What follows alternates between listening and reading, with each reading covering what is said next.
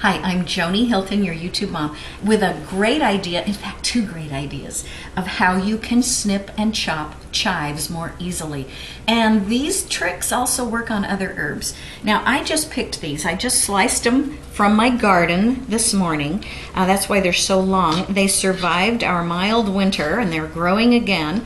But, you know, when you want to cut a stack of skinny stuff, it's hard to do. It wobbles, it falls, and you feel like you need an extra arm or two to steady it. And this could be whether you're cutting, julienned carrots or strips of celery, maybe thin asparagus, and you want to be able to chop nice and neat, but they're all uneven and they don't hold together. Here's a really easy trick. Get a clean rubber band and just put it around the section you want to cut. And then it's like you have an extra hand there to steady what you're chopping.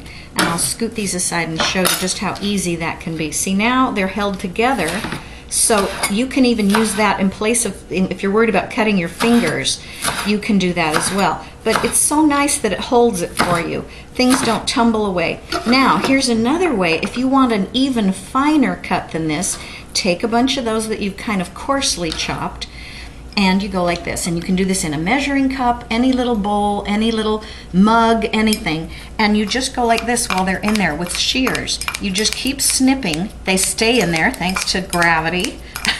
And you can get a much finer chop by using your little bowl and some shears.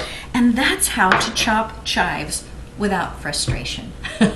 I'm Joni Hilton, your YouTube mom. Hey, visit my website, jonihilton.com, Joni Hilton.com. You'll find my books on there, my humor blog, all kinds of stuff. And scroll through this channel. Do you know I have hundreds of these life hacks on here? Go through them. You'll find things that you'll go, oh, why haven't we always done it like that? See you next time.